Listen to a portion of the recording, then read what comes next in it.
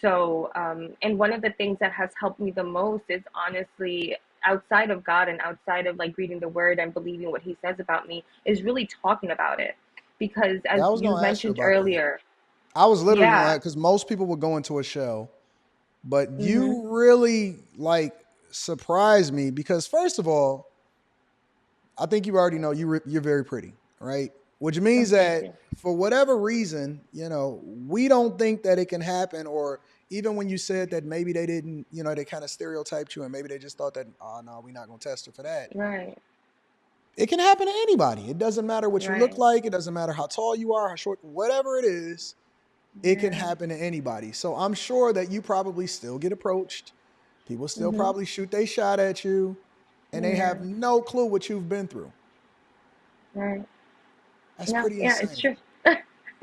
It's true. It's Can I definitely ask you a true. fun question? Absolutely. So you live your life regular, every single day, going out and about, right? hmm How many guys try to talk to you on a regular basis?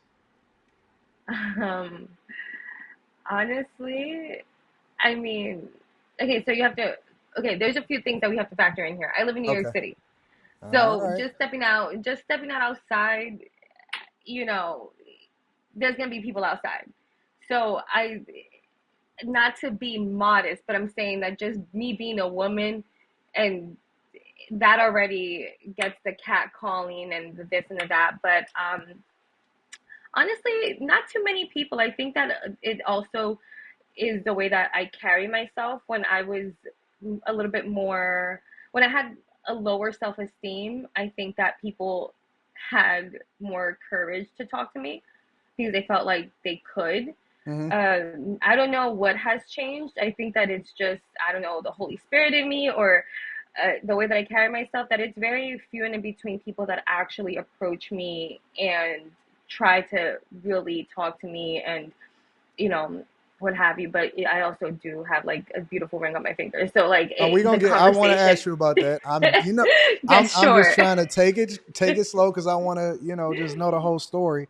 Definitely gonna get into that, and then some other questions, obviously, and the people want to know hmm about that also. So I'll ask about that shortly. Oh, absolutely. Absolutely. But but I when actually did you wanted to answer a question go that ahead? you, about, about like, how did I take it or how did I get to this point? Hmm. And this anybody can take this, like this is just like a key that you can take and utilize in your life, whether no matter what you're going through, right? When they told me that I was HIV positive, so just going on, I'll just continue on with that Yeah, take your trajectory, time. right?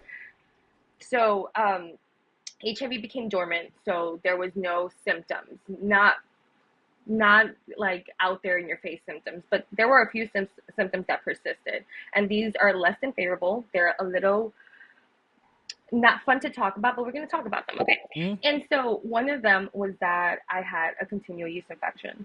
No matter what happened, no matter what kind of medication, I was put on, the yeast infection would go away for like 2 to 3 days and it would come right back. And that was something that was very alarming to me because, again, I know my body and it was just very uncomfortable for many reasons. You know what I'm saying?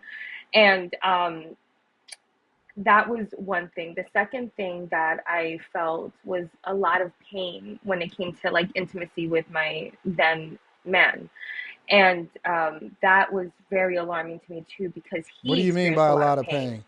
He was going through a Uh, lot of pain also. yeah, yeah, like he would kind of like resent me after we would like finish having sex. Like it was just the craziest thing. Like I he would don't know what actually that get means mad. though. What kind of pain though?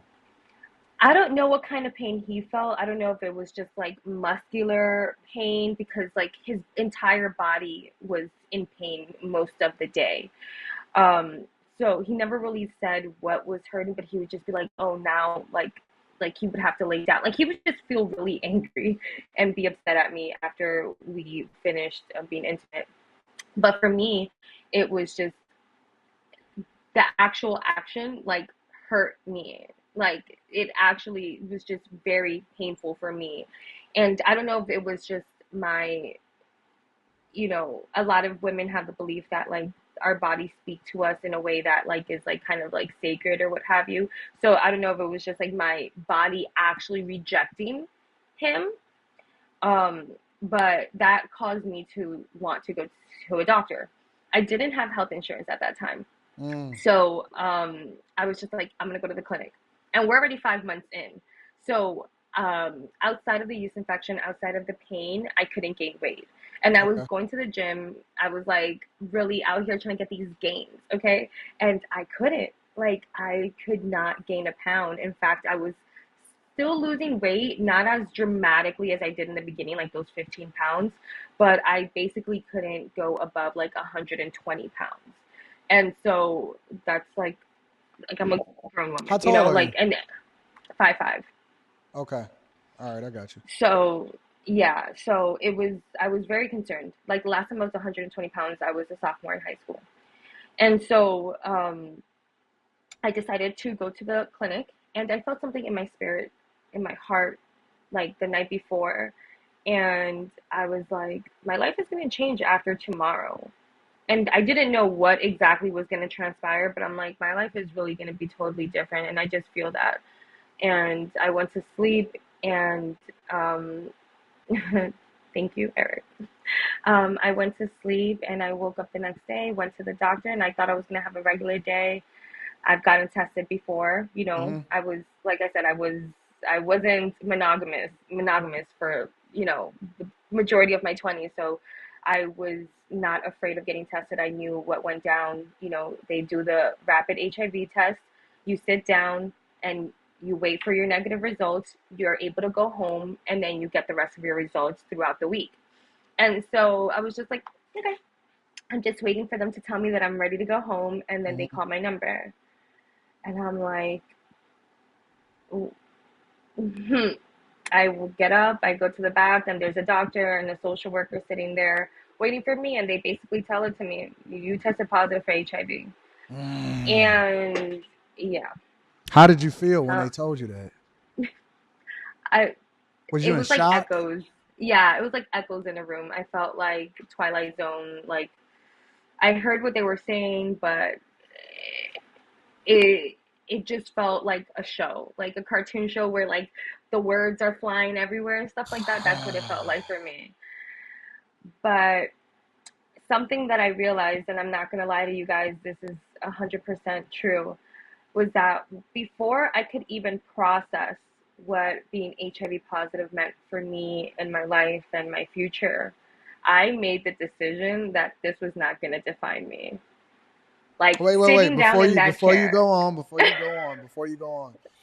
All right, so right now, guys, we got over 1,400 people inside of the chat watching this on the live stream.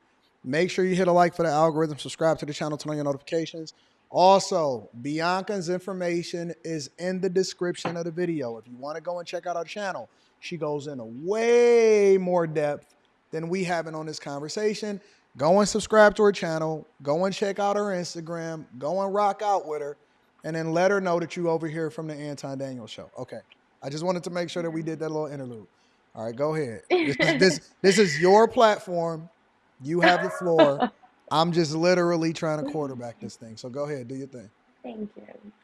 Well, yeah, guys, I decided that this was not going to define me, that I was going to define what it meant for me and redefine what being HIV positive means for others. Because being a person that had to live in silence most of her life when her own great grandfather was molesting her and, raping her, I decided I wasn't going to be silent anymore, and that I didn't know that it was going to be at this level. I didn't that wasn't something that I thought out, but I made the decision that this wasn't going to be the thing to define me. And Yeah. then once I made that decision, like whenever you decide something for yourself, your brain automatically starts filling in the gaps and starts building new habits and new thoughts, creating new, I guess, like fusions in your brain in order for you to become the thing that you have decided that you are. That's why you can never act outside of who you believe you are. You will always act according to who you believe you are. And so that's a major key right there. So, like, I Yeah. decided this was not going to define me. And so at that moment, the journey of healing and restoration and redemption and deliverance began. But it was an uphill battle, 100%. So eventually I started crying. I mean, I was at the clinic for maybe 3 hours. I was there until they closed.